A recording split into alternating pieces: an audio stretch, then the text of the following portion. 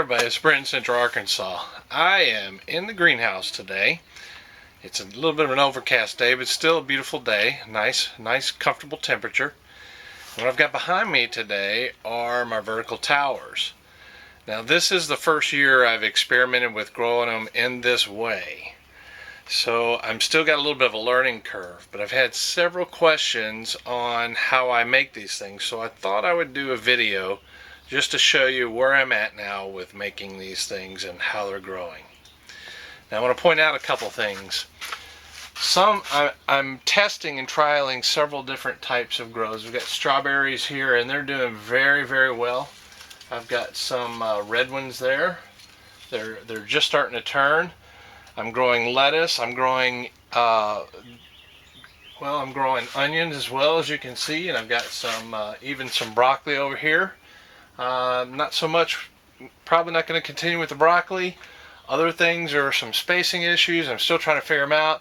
Still learning, and but I'm making progress. So some things I've kind of figured out, some things I'm still working on. But the one thing I do know, it's a viable process. It is a viable way to grow vegetables. Compact space by going vertically. This is how I make a vertical tube. This is 4-inch PVC sewer pipe, and I make them 4 and 6 inches as far as I know. And you can get them from the big box stores, and they're 10 foot long. And all I do is I take and cut it about in half. And that's the size that I've chosen for my vertical tower tubes. Then you need a plastic end cap. And I think one tube is like $8 and the cap is like $2 maybe. And that's how you do, you just put it on there. And I'm going to show you what I do in the end. Now to make the bottom, you have to get it to where it'll drain, and you don't want, when it drains here, you don't want the water when it comes out to follow the PVC to the edge of the fawn system and potentially leak on the ground. So you want to create a way that it drips evenly coming out. And the way I do that is I take from the inside and I drill. Let me see if I can do this here showing you. Yeah, drill like this. And then when it goes through like that, you can see the little bits of plastic there. I just reverse it, and that leaves these little plastic ridges, and the water will follow the lowest and easiest path, and it'll drip off of these little edges here. And so I do that, and I'll put several of these in this area here. Now looking on the inside, you'll see that there are many holes there, and they're pretty clean. But when you turn it, you can see here that all these have ridges, and they should flow, water should flow out of that directly down.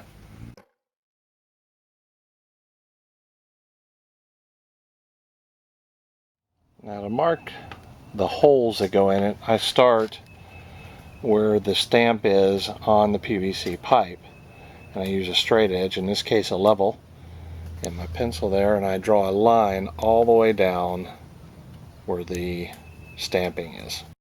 And there's my line. And now what I've got to do is I've got to create 4 columns on this PVC pipe that are even all the way around and up and down the tube.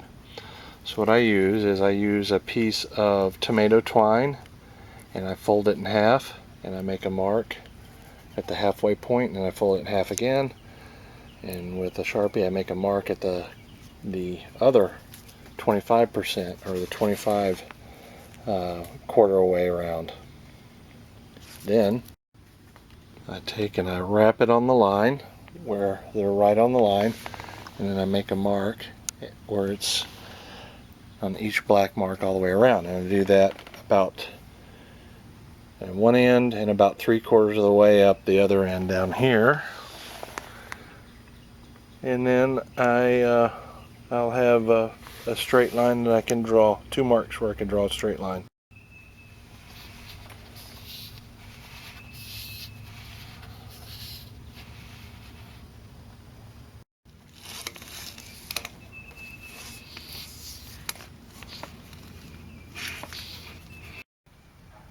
Put a tape measure on it every 4 inches.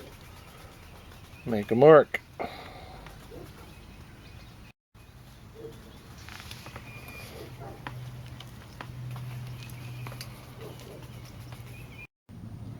At every mark, I use a drill with a 3/4 inch bit on it, and I make a hole.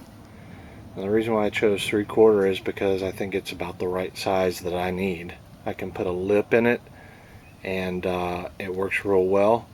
Most things do not create a stalk that are 3/4 inch that you want to grow vertically. 3/4 inch or bigger that you want to grow vertically anyway. And if you get bigger than 3/4 of an inch, then you have when you fill the tube, the soil could pour out of it. So I found that 3/4 works best for me. So let's drill one. I'm going to do this one-handed.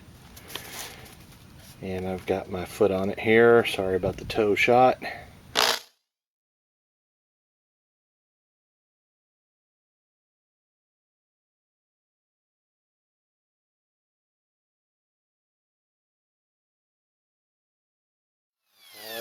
I do that every place that there's a mark. Now to form the little pockets. I used to use this blowtorch, but it is a delicate process to warm an area of the pipe and not burn it. It'll either turn yellow. If you burn it bad, it'll turn black. So what I did, since I'm going to convert all of them to the new pocket style, I went in and splurged, and I paid a whopping $21 on Amazon for this heat gun. So we're going to do it that way. I use my planting dibber here. It's just a dowel that I kind of sharpened. Sharpened isn't a good word, but pointed a little bit for planting various things. You've probably seen me use it in the past. And I've got a little spray bottle with just regular water in there to cool it down to the shape that the dibber creates. Now I'll show you how I do it.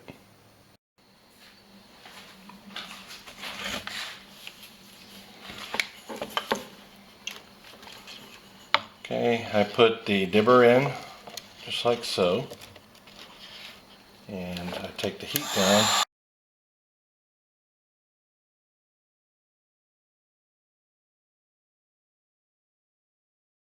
You see that flexing?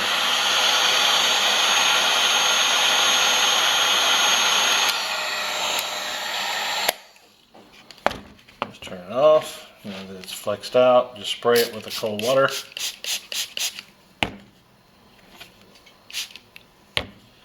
That is it. And you form the shape. Okay, here's the tube I made last year, and it worked real well.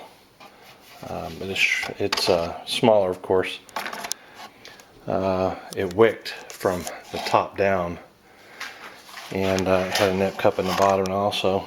But the thing why I didn't do it the same way this year is because you see how when I bent it in, it bent the knobs in there.